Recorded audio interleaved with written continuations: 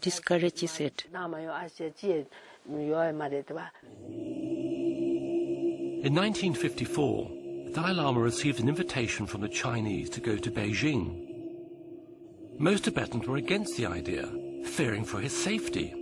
The Dalai Lama, however, was determined to go, seeing it as an opportunity to be able to talk to Chairman Mao in person. Then I felt, not only me, but some officials, some high officials, now two opinions. One opinion, now this is right time, should go to Peking and meet high officials, high leaders. Then some very much reluctant, very much against. I think out of fear. And my own opinion is, now better go there. Eventually, it was decided he could go, provided he returned within 1 year. His Holiness himself promised the people he would return within the year. I heard that when he was about to cross the Tsangpo River, people had come from Lhasa in their finest clothes. In Tibet, it is a custom for women to dress up for special journeys for good luck. They all crowded along the river bank, looking very anxious. Some were even about to throw themselves into the river in sorrow and desperation. Now this is actually, you see, departing Lhasa to China. I think this one. You know, I like missions or these modern things. So I love, you see, to visit China. But at the same time, not like just tourists, also have some responsibility. So not very certain.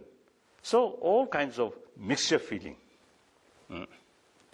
Some hopes, some doubts, some fears, some,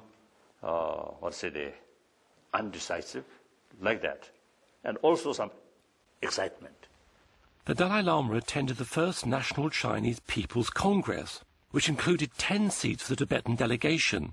He was impressed by Mao and felt a great affinity with many of the egalitarian principles of communism. However, at their last meeting, Mao wasted no time in giving his true opinion of Tibet and its future under Chinese rule. As the Dalai Lama left, Mao turned to him and said, "Religion is poison." The Dalai Lama returned home.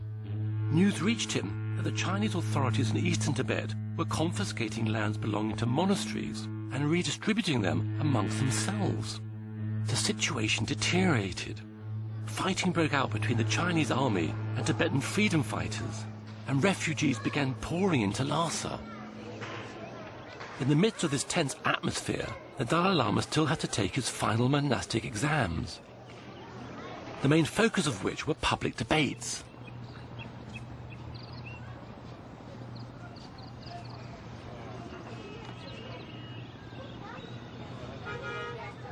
Debate is a rigorous discussion of Buddha's teachings.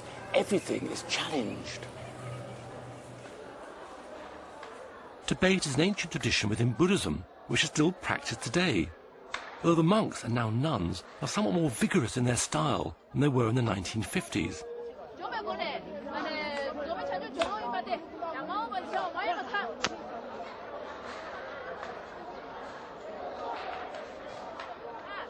These monks are arguing over their personal interpretation of Buddhist texts.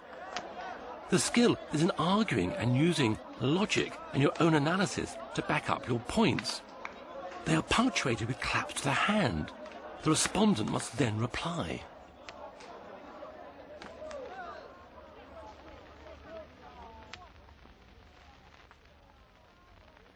The culmination of the Dalai Lama's 18 years of study was an examination for a doctorate in Buddhist philosophy. It started with debates at 3 of the largest monasteries in Tibet.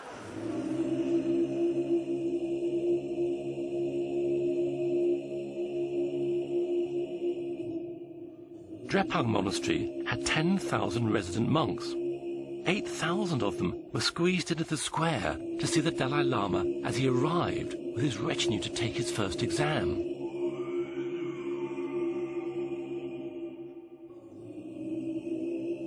The monastery owned local estates and had some 20,000 tied peasants who worked the land and paid them taxes.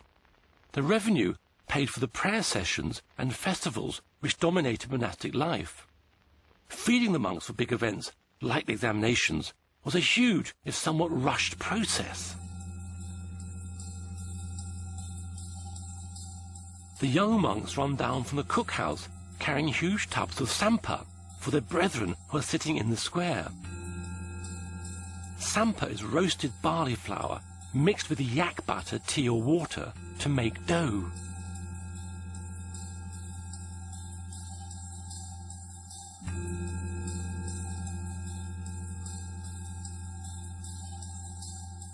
To celebrate His Holiness's presence, the monks are also given prayer scarves, tea and money.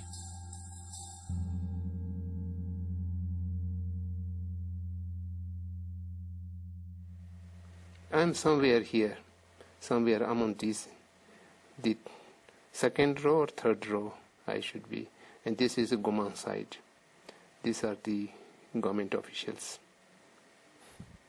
Now His Holiness is offering the debate to the two abbots.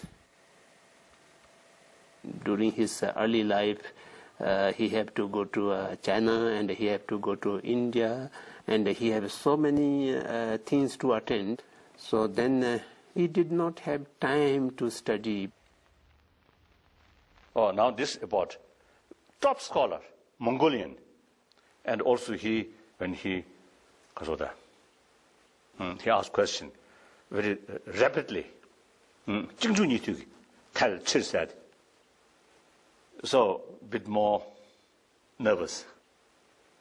So, I had little opportunity to think how to trick to him.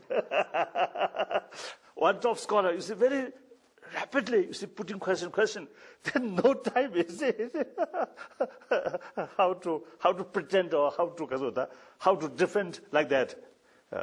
So now this is my turn, debate. Of course, we have received a lot of teaching from His Holiness, and we know he is a very great scholar. But he was not joined in the monastic debate. We thought he may not be very sharp in the in the debate. But for the first time, we saw when he was examined by the abbots, he was brilliant and absolutely sharp, equal with those who are debating the monastery for lifetime. And the abbots find it quite difficult to debate with him.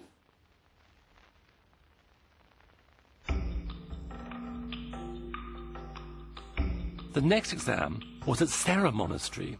The whole of the Dalai Lama's government travelled with him, allowing him to consult with them about the growing tension in Lhasa.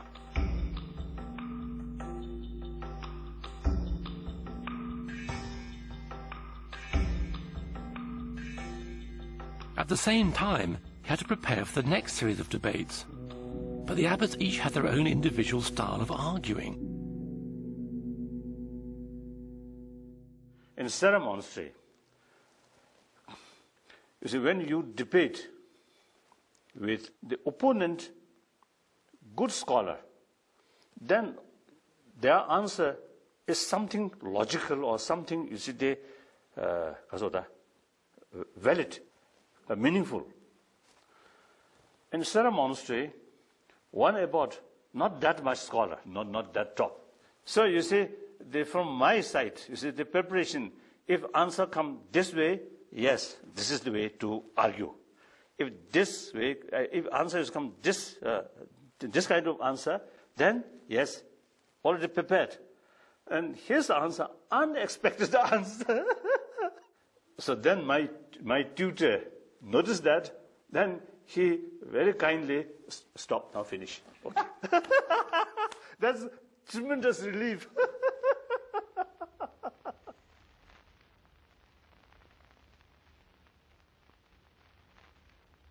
The last of preliminary exams was some distance from Lhasa, at Ganden Monastery. Ironically, the examinations at Ganden proved to be a brief period of respite for the Dalai Lama. Thousands more refugees had fled the fighting in the east and arrived in Lhasa. A huge number are now camped around the outskirts of the city. Tensions with the occupying Chinese, who'd been in Tibet for about 9 years, were high.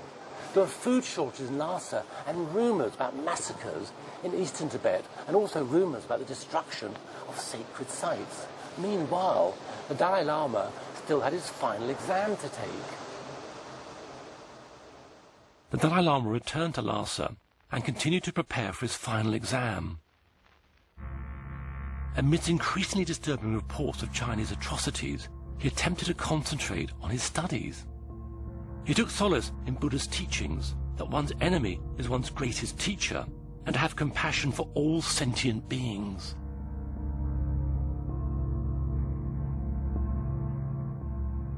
The final exam was arranged to take place at the same time as the Mulam New Year festival. There were 30,000 monks in the city, and pilgrims were arriving from all over Tibet. The Jokang temple was full to bursting. The cabinet, civil officials, and all the senior abbots and monks were present.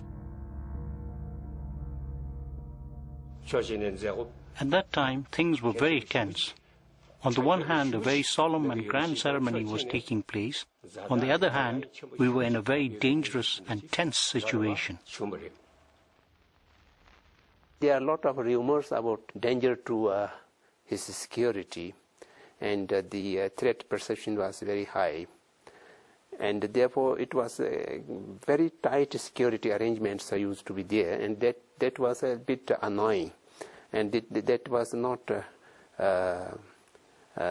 a consonance with the monastic atmosphere. So a lot of soldiers with guns and very attentive and with walkie-talkies. These are not familiar with the people. So that was tense and also the joyful. These are going together. Gun emplacements were built. There were Chinese carrying rifles patrolling the rooftops opposite. Everyone, government officials, the clergy, the people, were there for the religious function of the 13th, but they saw clearly the Chinese soldiers walking around on the rooftops. I was involved in organizing the event. In this emergency situation, there was nothing we could do. We asked some of the monk officials to disguise themselves as